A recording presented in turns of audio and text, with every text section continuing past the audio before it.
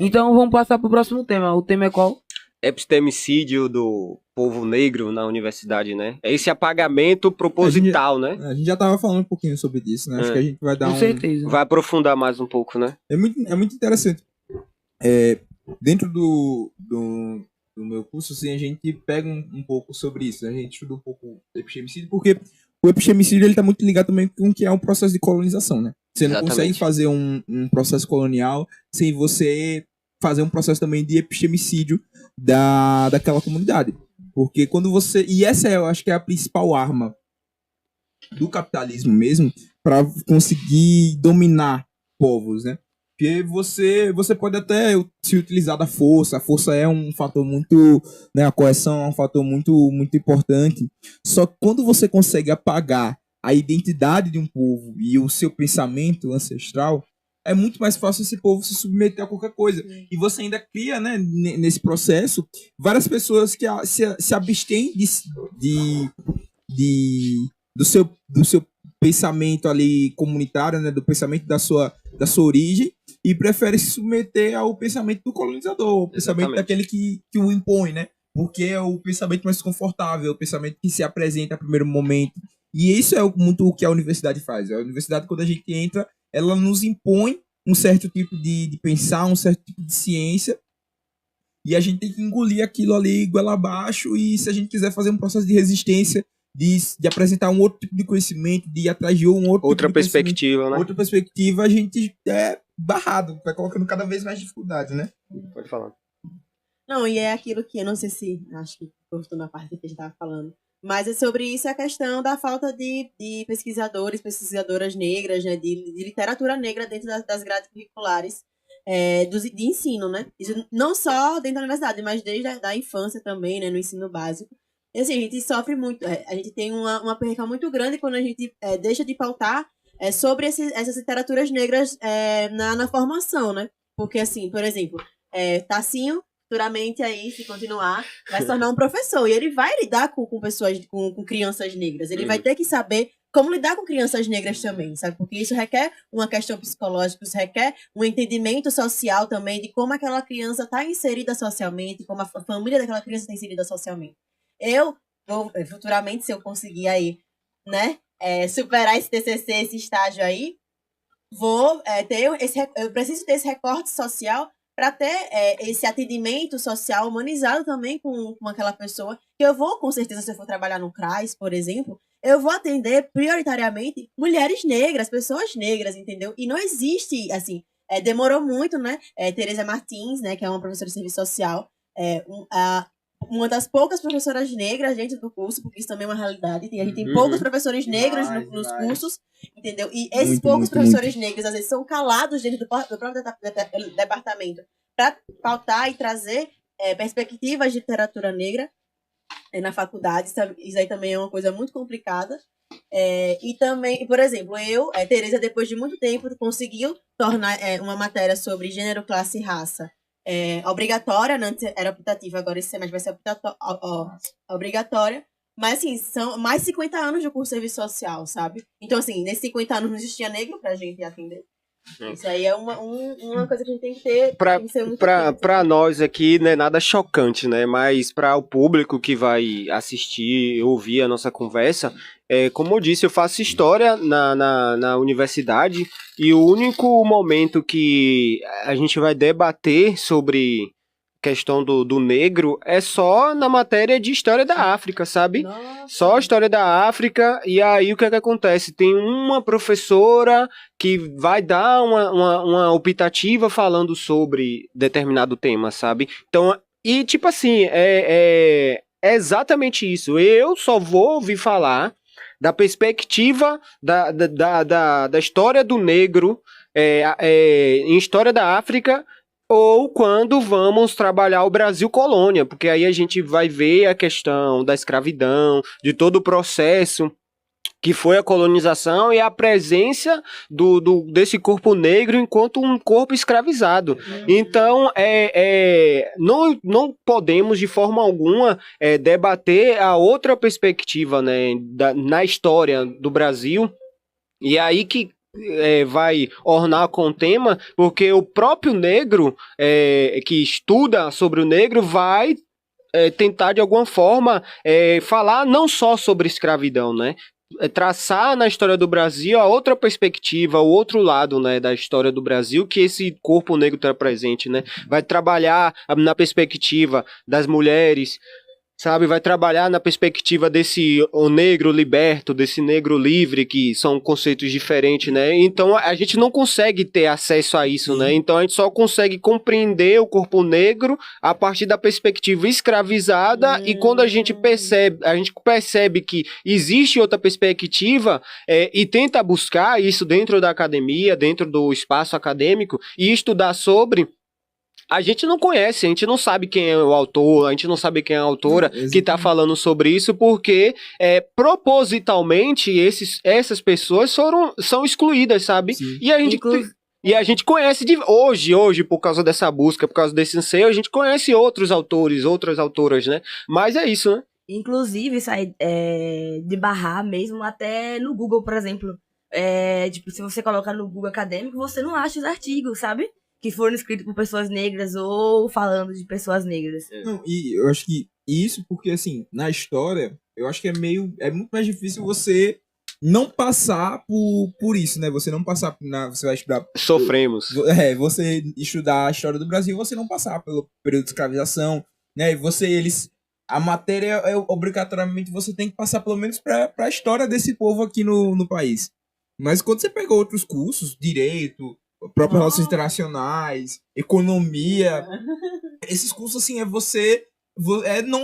não existe negro no mundo, não existe negro que pensa a economia, não existe negro que pensa as relações internacionais, não existe negro que pensa o direito, né? São casos ali muito, muito específicos, e é algo que eu acho que é muito estranho, porque sempre quando a gente fala um negócio desse, parece que a gente tá exigindo muito, né? Não é, velho? Parece Meu que você Deus tá do exigindo céu! muito você ter pessoas negras falando sobre o seu tema que você estuda. Parece que é algo que é muito difícil. Porra, é muito difícil você montar uma grade onde minimamente 50% ali é pensador negro. É impossível desse jeito. Eu acho que não. Eu acho que não.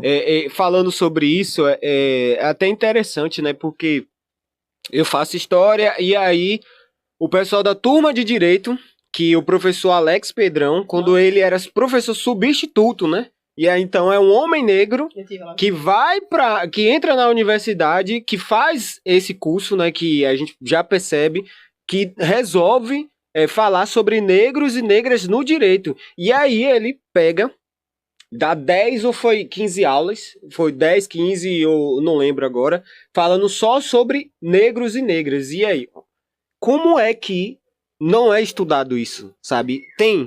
Por que não é estudado? Aí você percebe porque é uma coisa proposital, né? Fazem de propósito, sabe? E aí tem que vir um homem negro, uma mulher negra, para poder discutir. Isso é algo que eu acho que é muito importante. A gente tem um papel muito importante que é denunciar, velho. Às vezes parece que a gente tá sendo meio chato, mas, velho, isso é muito importante, porque como é que a gente quer construir uma academia, né, nesse sentido que eles colocam, que é construir uma academia mais igualitária, uma academia que representa, se a gente não tá nem estudando as pessoas que saem dessa própria academia, que colocam uma outra perspectiva, né? Aí, nesse ponto, entra a falácia, que sai tudo falácia, Sim. porque a universidade, ela faz parte da estrutura que você falou sobre capitalismo. Aí eu lembrei que foi uma das características que eu estudei sobre colonialidade de poder para o meu TCC, sabe? Então, o epistemicídio, ele tá dentro dessa colonialidade e precisa que exista para que as pessoas que estão na classe dominante continuem dominando. Então, se você se estuda, sabe de onde veio e para onde vai, você consegue lutar contra essa amarra, né, da estrutura. E aí não sai do lugar, no caso, e eles não querem isso. Entendeu? Dentro dessa perspectiva também que Giovanni trouxe, eu queria falar sobre essa questão de só pode pessoas negras estudarem sobre pessoas negras. Né? Tipo, isso é muito gritante na universidade, porque assim, se você parar uma pessoa negra, por exemplo, falar qual vai ser seu tema de TCC, automaticamente grande parte daquela vai falar que há alguma coisa relacionada a pessoas negras. E é necessário, é sim importante. Só que é algo o que trouxe anteriormente. Quem é que vai ser exaltado por estar precisando daquilo vai ser pessoas brancas, né? Quem vai sair da academia, por exemplo, com um artigo sobre pessoas negras e tudo mais, vai ser pessoas brancas. E dentro dessa perspectiva, meu tema de TCC ia ser sobre mulheres negras, né? Nessa área de serviço social. Só que é aquilo, eu acabei adoecendo tanto, então, sobre pesquisar tanto sobre pessoas negras, sobre perfil, sobre onde esse povo negro está localizado, que eu falei, eu vou mudar meu tema de TCC. Tipo, isso, assim, acho que não é... Assim, a gente tem que sim estudar, tem que sim pesquisar, mas a nossa vida não pode ser pautada apenas em viver adoecendo e pesquisando sempre sobre o que a gente vive, o que a gente onde a gente tá, sabe? Isso, assim, isso é doloroso pra gente. E aí, quando eu supero isso, essas expectativas, né? De tipo, qual vai ser o seu tema sobre? Eu vou pensar sobre os estudantes de serviço social na época da ditadura militar. Oxe, você não vai pensar sobre mulher negra, não? Você luta tanto sobre essa pauta? Ué? Sou obrigado. É só isso que eu vivo. Eu, enquanto mulher negra, só posso falar sobre mulheres negras. Só sobre dor, né? Sabe? Sofrimento. Então, assim, colocar muito mulheres negras e pessoas negras nesse espaço de, tipo, só pode sofrer. E a gente fica numa eterna sinuca de bico, né? Porque se a gente vai lá e quer pesquisar sobre pessoas negras, sobre negritude, a gente não ganha espaço. Não tem um lugar pra gente conseguir realmente ir lá apresentar isso. Muitas pessoas não é algo que é interessante pro processo da academia. Mas se aí a gente vai lá e tenta estudar outra coisa, a gente é cobrado de por que a gente não tá utilizando o nosso espaço, reivindicando. Nosso local de fala. Não sei o que lá, não sei o que lá. E até mesmo subestimado, né? Por estar pensando outra coisa. Eu enquanto um homem negro periférico, eu não poderia pensar sobre a teoria do Estado, pensar sobre processos econômicos, sobre essas coisas que são renegadas a um estereótipo da branquitude, sabe? É muito nesse sentido. A gente fica num eterno beco assim, sem saída. Então, quer dizer que é meio paradoxo, porque você precisa realmente sair desse ponto de sofrimento. O Mike pra ela poder falar. Parabéns, Inga. A gente se empolga. Sim, a gente quer sair desse lugar de sofrimento, mas também cabe a gente, como intelectuais ou estudantes negros, pensantes negros, lidar com os nossos problemas e tirar uma solução disso, né? Achar um jeito de sair dos problemas que estamos vivendo. Então, por isso que é meio, sabe? Ao mesmo tempo que a gente quer fugir, também não pode muito fugir disso. Eu e Gafanhoto fica em outra conversa aqui também, né? É outro podcast rolando aqui ao mesmo tempo. Paralela. Quantos minutos? A próxima pauta? Vai passar pra próxima pauta já? Eu acho que só Mais alguma coisa pra dizer sobre só pra finalizar, né? Eu acho que é o seguinte, são coisas que eu meio que anseio, né? E fico pensando sobre.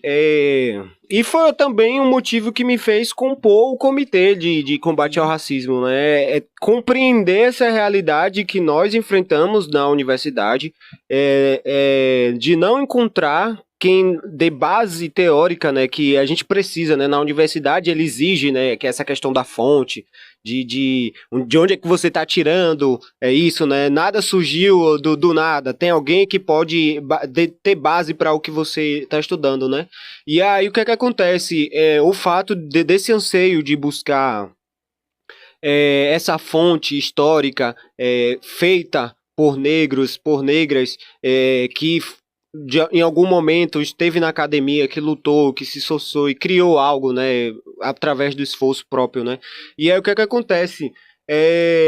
Eu vejo o quanto que é difícil pra gente também trabalhar com eles, o que a gente precisa, né, de verdade. E aí, o que eu ficava me questionando muito é que é o seguinte, a dificuldade que a gente encontra também de acessar esses espaços na universidade, né? Existe um espaço ali concreto que você pode entrar através da bolsa, do voluntariado, que é para pesquisar, sabe? Você, não sei se tem no IRI, provavelmente tem, né? Tem em serviço social, mas que é esse espaço que você pode adentrar para se especializar em fazer pesquisa. para se especializar no âmbito, né, em vários diversos âmbitos. Então, a dificuldade que nós, enquanto negros, temos de acessar esse espaço de pesquisa, né? E muitas das vezes porque somos estudantes da noite, e aí o que é que acontece? Precisamos trabalhar, sabe? Nós somos também classe trabalhadora, precisamos trabalhar. Então, quem consegue adentrar esses espaços são a maioria que não está necessariamente atrelado a essa necessidade de trabalho, de estar trabalhando, porque para pesquisar precisa ter tempo. Então, aí a gente já é excluído, né? A gente já é excluído, porque precisa ter tempo para pesquisar. E aí, porque você trabalha, você não pode acessar esse lugar, né? Então, o quanto que a gente fala sobre academia, a gente fala sobre pesquisa, a gente fala sobre falar sobre isso, mas também a gente precisa falar sobre a dificuldade que nós enfrentamos de acessar esses espaços de pesquisa dentro da universidade, né? Exatamente, e eu acho que isso é algo muito interessante, porque algo que é muito comum, e eu acho que os companheiros aqui conseguem ver essa mesma coisa, é que a maioria das pessoas negras que eu conheço, que estão dentro da universidade, a maioria delas não quer seguir carreira acadêmica, tá ligado? O objetivo da universidade é porque a universidade ela vende uma ideia de que é um caminho de saída, né, que você vai conseguir ter uma ascensão social, e aí a pessoa que entra lá, ela vai para a universidade e pensa, não, eu preciso só pegar meu diploma, terminar essa porra aqui o quanto antes, Verdade. tá ligado? E tentar arrumar um emprego, e é isso. Só que aí qual é a dura realidade? A pessoa vai lá, faz a formação dela, vai pro mercado de trabalho, não acha emprego, tá ligado? E ao mesmo tempo, para você reengajar no processo de formação para academia, de você, sei lá, tentar ser professor, desenvolver pesquisa e tudo mais, já é um trampo que se você já não estiver pensando nisso, velho, desde os seus primeiros períodos, para você retomar agora, é outra parada, você já foi, parece que já perdeu o fio da meada, engajo. E aí você fica nesse limbo eterno, tá ligado? E isso eu acho que é muito uma realidade da maioria dos jovens brasileiros que saem da universidade sem uma perspectiva de que achava esse lugar enquanto essa solução, né, de assistência econômica. Aí a gente se depara com a dura realidade que não é, gente. Não é, a gente sabe muito bem que não é. Eu acho que é isso, né? A gente precisa, de alguma forma, fazer com que tudo que a gente pensa, tudo que a gente está conversando até aqui agora, né, seja também parte da luta, sabe? Que a gente enfrenta na universidade, para que a gente consiga, de uma forma mais efetiva, acessar esse espaço de pesquisa, né? Que a universidade não seja o que a sociedade é pra gente. Se a sociedade nos dá certas perspectivas, a universidade não pode ser esse mesmo lugar, né? De a gente consegue entrar na universidade e a perspectiva que a universidade está dando pra gente é só essa, sabe? Então a gente precisa se ater a isso e combater também, sabe? Como a gente tem combatido a realidade na sociedade, debater sobre isso dentro das dinâmicas da institucionalidade da universidade, para que a gente tenha acesso de ter outras perspectivas, né? Exatamente.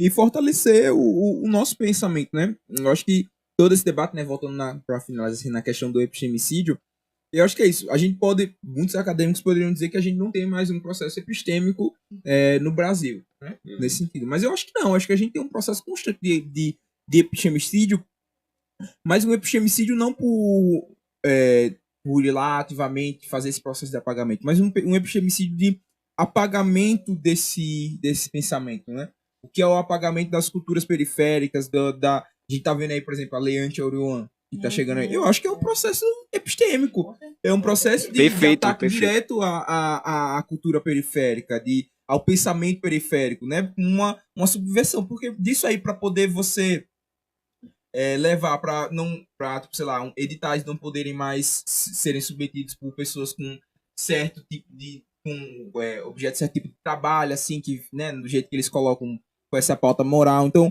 como é que uma pessoa negra periférica que trabalha com cultura e arte vai conseguir ter acesso, por exemplo, a esses editais aí da Lei Paulo Gustavo, da Aldir Blanc, se esse tipo de coisa está sendo debatido no Congresso, né? Isso é epistêmico, porque quando você não consegue desenvolver, fazer com que essas pessoas que pensam a cultura, pensam a periferia, com que elas consigam ter esse desenvolvimento, consigam construir um trabalho concreto, você apaga, você destrói. E isso, com o tempo, é você levar uma hegemonização de um pensamento branco, né? Eu acho que isso é uma disputa constante. A periferia, ela tá em constante resistência com a sociedade. Sempre um espaço de resistência eterna, seja pela ideia ou seja pela realidade mesmo, né? Quando a polícia invade, quando são expulsos dos seus territórios, né? Então é algo que é muito grande, assim, um debate muito profundo. Agora, assim, trazendo um pouco disso, né, também para mudar de assunto e caminhar para o próximo tópico.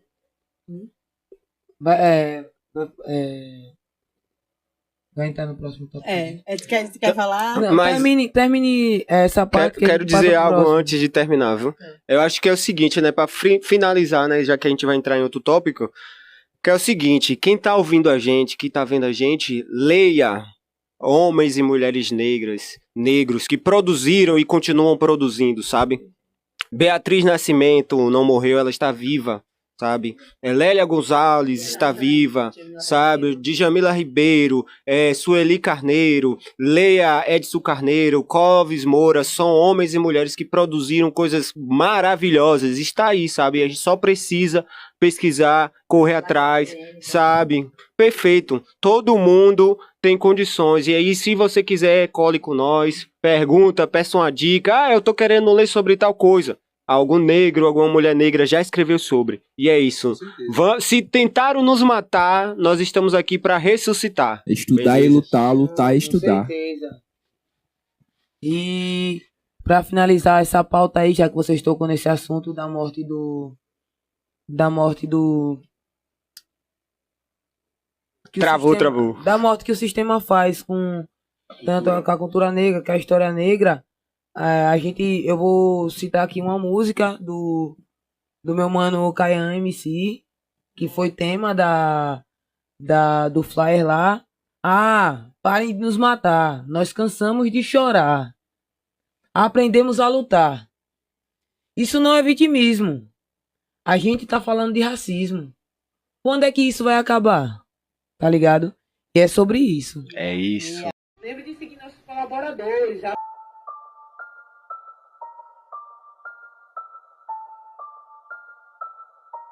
Ascension.